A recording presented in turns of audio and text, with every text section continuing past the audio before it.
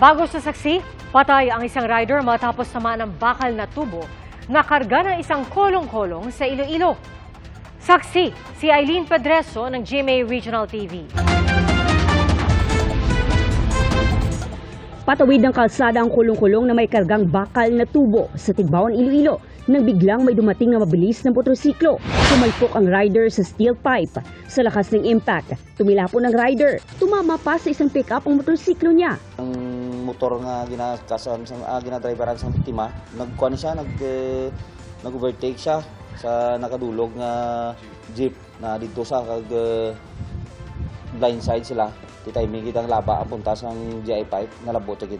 Dead on arrival sa ospital ang rider. Wala pang pahayag ang kanyang pamilya, gayon din ang mga sakay ng kulong-kulong.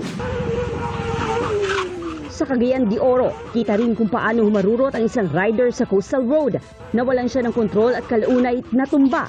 Damay sa aksidente ang isa pang motorsiklo. Ang rider ng dalawang motorsiklo, parehong minor de edad. Kalit o wabol ang iyahang motor. Okay. Oo, ni wabol niya. Nawalan sa kontrol ba sa iyang motor. Mautong pagka wala sa kontrol sa iyang motor, natumba daan niyang motor, aya napadulong dito sa maong. Nasa ospital pa ang nakabanggang rider na wala pang pahayag. Hinihintay pa ang desisyon ng pamilya ng nabangga kung magsasampa sila ng reklamo. Para sa GMA Integrated News, ako sa Eileen Pedreso ng GMA Regional TV, ang inyong saksi. Mga kapuso, maging una sa saksi.